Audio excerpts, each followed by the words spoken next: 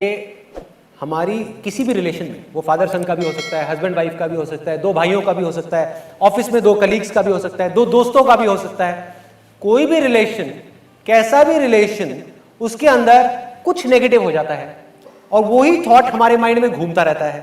और होता क्या है, मैं उसके एक स्टेप और आगे जाता हूं। होता क्या है कि सिर्फ वो वहीं तक नहीं रहता, पास्ट में जो भी कुछ नेगेटिव हुआ होता है वो सब उसके साथ में जुड़ जाता है, जिसका उस पर्टिकुलर प्रॉब्लम के साथ कोई कनेक्शन नहीं।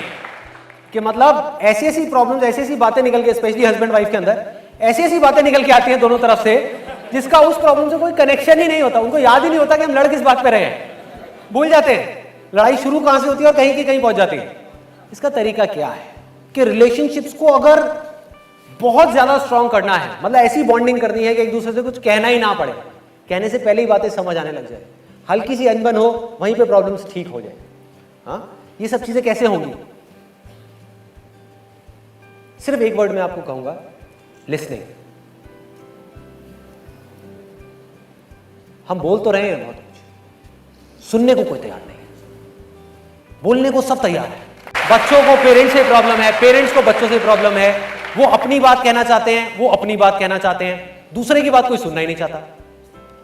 हस्बैंड अपनी बात कहना चाहता है, वाइफ अपनी बात कहना चाहती है, दोनों अपनी जगह पर ठीक है, गलत किसको कहोगे?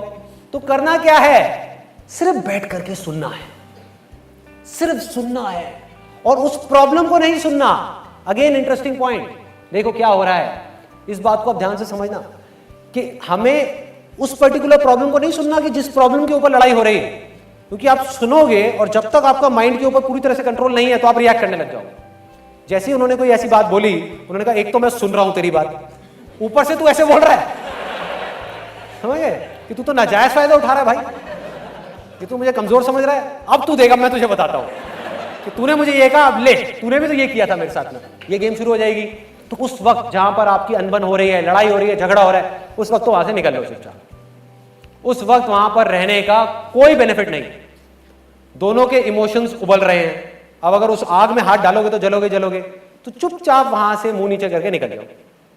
अगले दिन या उसके अगले दिन, या जब ये प्रॉब्लम सॉल्व हो जाए, अपने आप ही हो जाती है प्रॉब्लम सॉल्व, 2 दिन में 3 दिन में, वो वाली प्रॉब्लम के ऊपर तो मिट्टी डली जाती है। उसके बाद में किसी नए टॉपिक के ऊपर बैठ करके उनको सुन लो, इतना ही बहुत है। फॉर एग्जाम्पल, मेरे फादर से मेरी एक प्रॉब्लम हुई, मिसअंडरस्टैंडिंग हुई।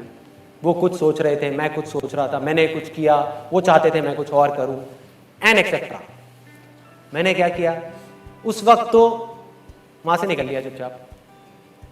उसके 2 दिन बाद बैठ करके अपने फादर से एक ऐसे टॉपिक के ऊपर बात करी 2 घंटे तक, जिसका उस प्रॉब्लम से कोई कनेक्शन नहीं था।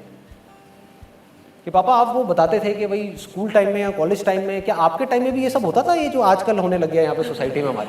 बस इतना सा बोलने की देर है, आगे से खेल शुरू, आगे से खेल शुरू। और मैं 2 घंटे तक बैठा हुआ था, फिर मैंने उनकी पूरी हिस्ट्री सुनी, वो हिस्ट्री जो मैं पहले 10 बार सुन चुका था। सब पता था कि उस वक्त ऐसा हुआ, ऐसा हुआ, वैसा हुआ। आराम से बैठ करके सुन रहा हूं, समझने की कोशिश कर रहा हूं कि देखो मन के कितने अच्छे हैं, दिल के कितने अच्छे हैं, कोई भी बुरा नहीं है, नो बडी इज बैड।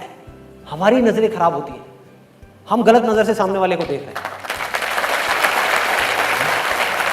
हम उस इंसान के पॉइंट ऑफ व्यू को समझ ही नहीं पा रहे हैं कि उसकी अपब्रिंगिंग क्या है, उसकी लाइफ की सिचुएशंस क्या है, उसके सर्कमस्टेंसेस क्या हैं। हम उसकी जगह होते तो हम भी यही कर रहे होते।